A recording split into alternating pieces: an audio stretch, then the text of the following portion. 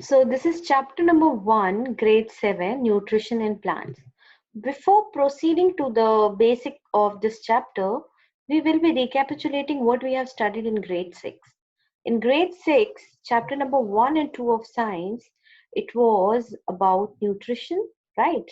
Sources of food and where does it come from.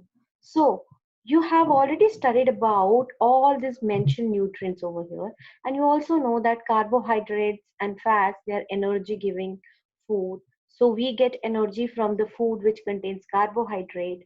Proteins are bodybuilding. Minerals and waters, they are very much important. Vitamins, roughage, and you also have studied about deficiency diseases. So you know that nutrients are very much essential for an organism's survival on this earth, right?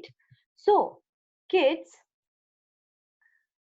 we are going to recapitulate a little bit more about it.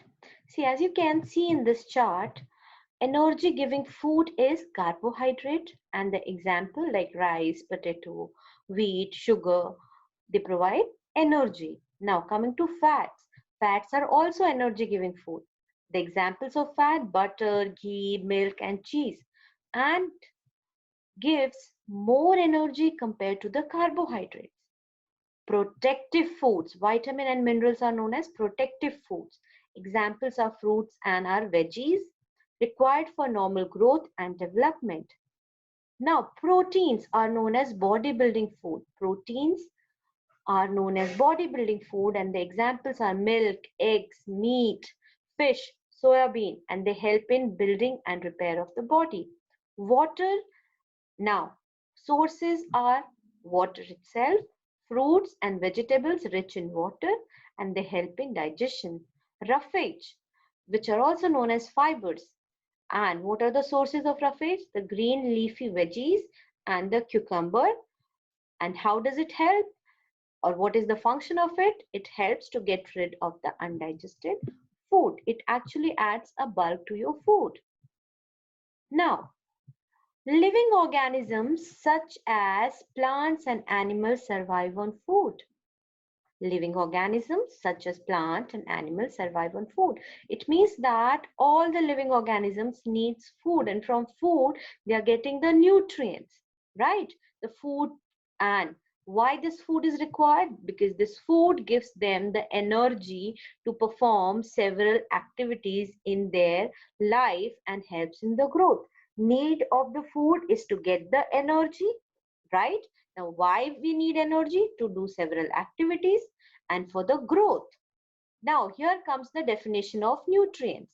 Certain substances are present in the food that help in the survival of organism. These special substances are called nutrients. For example, protein, vitamins, carbohydrates, minerals, and fats, which we just studied, right? So nutrients are actually substances which are already present in the food, and they help in the survival of an organism. Okay. Now, some living organisms like plants synthesize their food by themselves, while others, such as animals, depend upon plants and other animals for their food. So kids, some plants are, not just some, all the plants are capable of making their own food. But do remember, exceptions are always there. We will be studying about the exceptions further in this chapter. While animals, they depend upon either on the plant product or on the animal product for their food. Now again, one chart is shown over here about the nutrient, the type of nutrient, and the sources from where you can get it, right?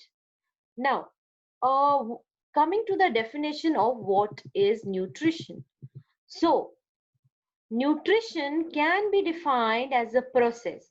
So, firstly, you need to remember it is a process by which an organism takes in food. You can use word obtain, take, right? So, process by which organism takes in food and utilize it in order to survive. In order to survive. Now, based upon the mode of nutrition, organism can be divided into two categories. Based upon the way living organisms are taking their food, they can be divided into two types. The first one is autotrophic and the second one is heterotrophic. And so kids, auto means self, auto means self and troph means nutrition. So those organisms which are capable of self nutrition are known as autotrophic organism. Hetero means different and troph means nutrition. So those organisms which are dependent upon different organism for their food are known as heterotrophic organism. Now, which organism is known as autotrophic? The example is plants. The example is plants. Why? Because plants are capable of preparing their own food. Now, here the question arises, even we are capable of preparing our own food, but we prepare it not inside our body. We prepare our food in the kitchen with the help of plant and animal products. But the plant is not going to the market and getting the spices and all the other things to prepare its food, right? With the help of sunlight and things present inside in its body only, the plant is preparing its food inside the plant only. Okay. So further in this chapter, we will be studying how this plant is preparing its food, right? As of now, you just need to know there is two basic different types